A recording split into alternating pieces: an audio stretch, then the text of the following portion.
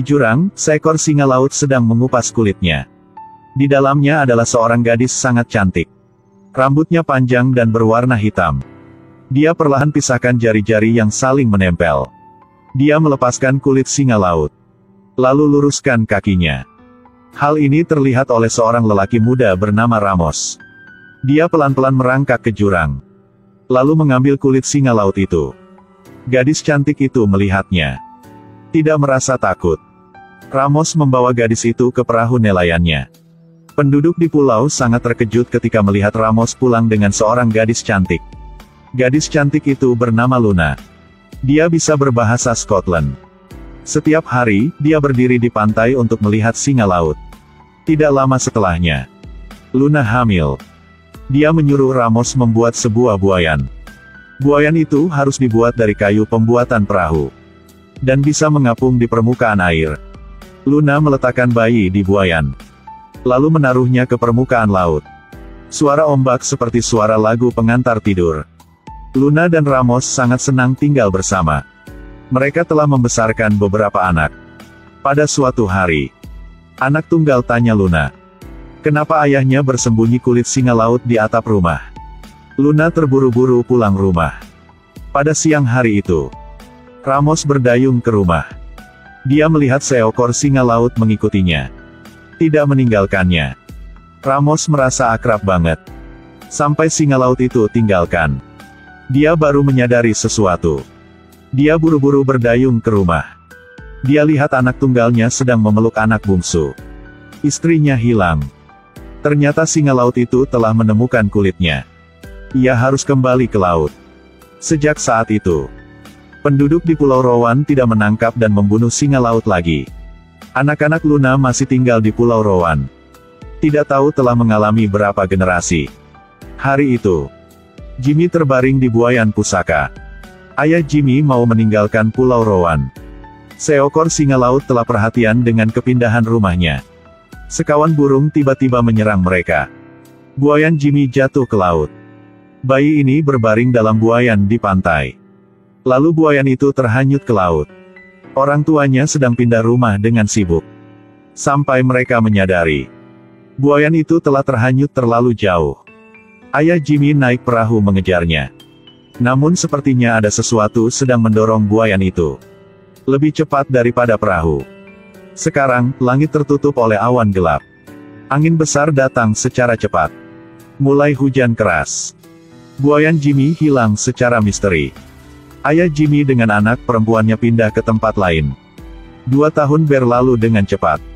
Kakak Jimmy naik perahu ke pulau yang ayah dan kakek neneknya tinggal. Pulau ini di seberang Pulau Rowan yang mereka tinggal dulu. Pada malam hari itu, Sophie melihat sinar di Pulau Rowan. Setelah mereka pindah rumah, di Pulau Rowan tidak ada orang tinggal lagi, hanya ada singa laut saja. Gimana bisa ada sinar?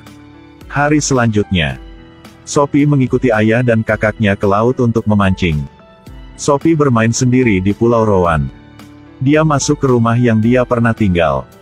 Dia melihat kayu bakar masih menyala. Di atas meja ada batu beku. Dia pergi ke pantai. Dia melihat jejak anak. Sekarang, kakek jemputkannya. Dia berbicara dengan sepupunya semua yang dia menemukan. Sepupunya tidak percaya. Hari selanjutnya, sepupunya sembunyi-sembunyi membawa Sophie ke Pulau Rowan. Dia lihat seekor singa laut sedang menatapinya dari jauh. Dia pergi ke lereng gunung yang penuh dengan bunga liar. Di lereng gunung itu ada anak lelaki telanjang. Inilah adiknya yang telah hilang beberapa tahun. Jimmy.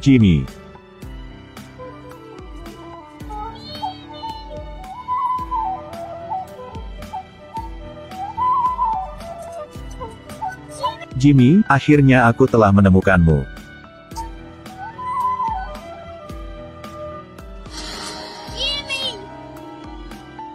Jimmy, kembali aku di sini.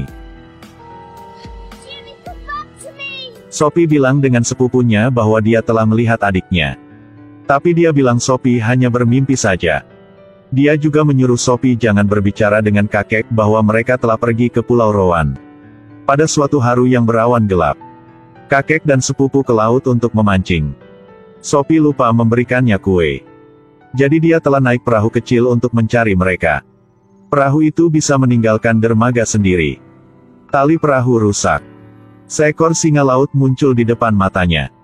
Setelah itu, banyak singa laut muncul. Dalam kabut tebal, singa laut telah melihat perahu Sophie. Tidak lama, dia telah datang ke Pulau Rowan. Melalui lereng gunung, dia melihat rumah lamanya sedang berasap. Anak lelaki ini sedang minum teh dengan singa laut. Sejak kecil, dia terhanyut ke laut. Lalu dibesarkan oleh singa laut. Anak lelaki melihat seorang gadis sedang menatapnya dari jendela. Dia sangat takut, lalu melari ke laut. Sophie telah berteriak nama Jimmy.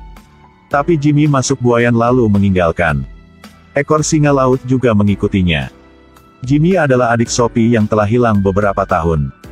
Pada malam hari, Sophie berteriak singa laut di pantai.